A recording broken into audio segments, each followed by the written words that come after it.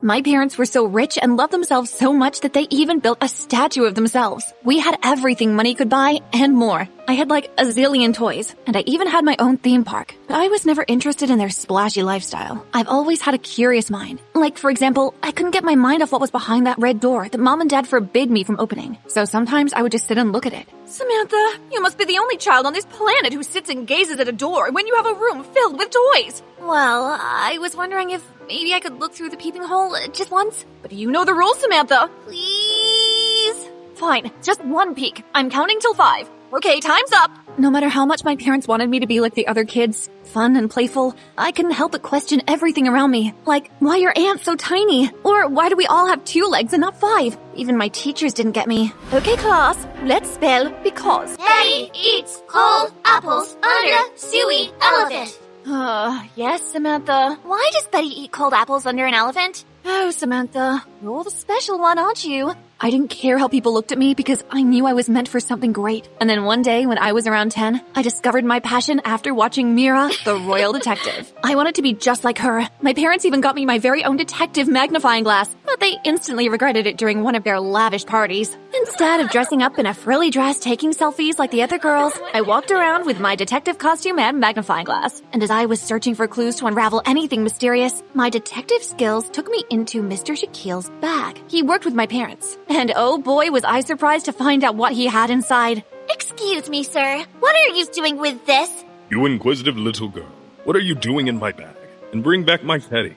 He acted like a little baby the way he hugged the teddy. It was hilarious. And then Mom and Dad took my hand. That is enough, young lady. Are you trying to ruin our party? I was just playing my favorite game, Dad. Give me that. No more detective games for you, young lady. But Mom, that's what I love doing. Enough. My parents locked me in my room for the rest of the party. I felt such a burning rage towards them, and what they didn't know is that I knew how to unlock my room door with my hairpin, something I've been practicing for when I become a real detective. I checked if the coast was clear and slid my way downstairs, and no, I was not going back to the party. Since my parents took away my magnifying glass, I was going to go into the forbidden door. And once I unlocked the red door with my hairpin, I was shocked to find a tall shelf with lots of files. I was so disappointed. I was hoping to find a room full of candy or diamonds or something interesting since I was never allowed in here. And then suddenly, a photograph fell off from one of the files. And when I picked it up, it was a picture of a young girl who looked like she was my age. Why did my parents have a picture of a strange girl? While I was studying the picture, I heard footsteps, so I quickly closed the door and switched off the light, waiting for the person to go away. That was close. I sat looking at the photo every day, almost wishing it could talk back to me and tell me who she was. All sorts of things went through my mind, like, was she my sister? But then why would they hide her away? Was she a long-lost cousin? It definitely couldn't be an old photo of Mom since the girl had rare blue eyes. It was all useless, unless I was brave enough to ask my parents, which I wasn't. I eventually forgot about the picture, and I stopped playing detective. It was all just a big fantasy. Years passed, and then I was in high school, and my friend Tanya and I were the only 2 without boyfriends, because no hot guy wanted intelligent girls with bags heavy with books. Oh, if only. I know, but they will never go for us because we're too smart for them.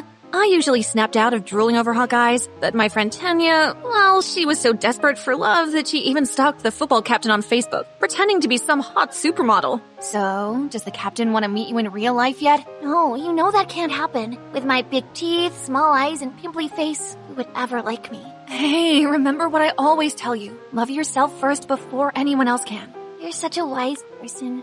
Thank you. I had deep love for Tanya. We only met in high school, but it felt like we'd known each other for a lifetime. I usually took a bus home with Tanya after school, but this time around my parents were waiting for me, because apparently they wanted to celebrate some business deal Dad made. Our lives are going to be even more perfect now, but we already have so much. Money can never be enough, my dear Sammy. Once you get the taste of making your own money one day, you will want more and more. Dad sounded so absurd, and then when the waitress came to take our order, my parents froze, and so did I, because her eyes looked exactly like the girl from the picture I found years ago. You. Sorry? We actually should get going. But I didn't take— Samantha, come on, let's go. My parents pulled me with them, and the girl looked so confused, and so was I. What was that about? Nothing, dear. I just felt a little sick, that's all. You're lying. I'm not 5 years old anymore. You 2 freaked out when you saw that girl. Samantha, when we tell you it's nothing, it is nothing. Now please shush. I felt so upset with my parents. They were definitely hiding something, and I was ready to put on my detective cap again and get back into the secret room. The next morning, I pretended to be sick. Sammy, it's getting late. It's time for school. I don't feel so good. Can I please stay in bed today? But you don't have a temperature. Please, Mom. I think I have a stomach bug. Okay, I'll ask the maid to keep an eye on you. I waited for my parents to go to their oil company they spent most of their days at, and then I went downstairs to check if our maid was around. It was so strange, but I guess it was pure luck because I found the maid fast asleep on the sofa. She must have had a late night. I ran downstairs to the red door, but froze when I saw the door slightly opened, and when I got closer, my heart pounded so hard when I saw the back of someone's blonde head. What the freaking chickens? Who are you? When he turned around, the air in my lungs choked. This guy was gorgeous, but what was he doing in our house? He could be like a model in a hot magazine or something. What are you doing here? I live here. You have 5 seconds to get out or else I'm calling the cops. No, wait. I was sitting here under investigation. You and your family were at a restaurant yesterday and acted strangely towards the waitress. How do you know that? That girl was robbed of all of her parents' assets after she lost them. And when she was 2, she was left at an orphanage. The caregivers found out that her parents were actually millionaires, and they left their only child all their fortunes.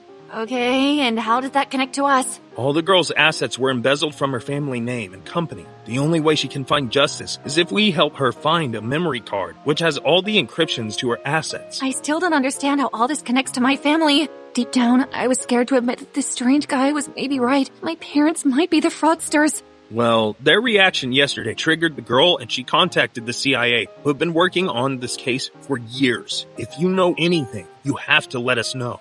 I started sweating and I felt so anxious when he questioned me. And then he suddenly called me as I didn't realize I was about to faint. Hey, are you alright? Can we get out of here? I feel a little nauseous. When we were in my room, I had to do the right thing. I showed him the picture. I found this some years back, in the same room downstairs. It's the same girl from the restaurant. You know what this means, right? It's just a picture. Your parents might be the criminals. I broke down crying at the sound of the truth, and the handsome, strange guy in front of me comforted me. I won't let anything happen to you. My name is Jake, and this is my number. If you see a memory card that your parents are very frantic about, call me. Thank you, Jake. I'm Samantha, and I really don't want my parents to go to jail. I know, but this girl they stole from has been struggling for a very long time. You can use the front door. My maid is fast asleep. Oops, I forgot about that. I saw her in the kitchen and sprinkled some sleeping potion around her. She'll be up after an hour or so. With that, he jumped out my window and disappeared like some kind of Batman. After hearing everything that Jake said, I was never the same again. The thought of my parents being criminals scared me, but ending up in prison was even worse. What would happen to me? Samantha! Samantha! It's your turn to go up to the board. I was not myself, and there was no way I could go up and do any calculations on the board. My life was falling apart.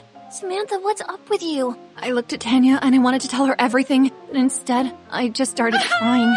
Talk to me. Everything at home is falling apart. I'm sorry. Do you want to talk about it?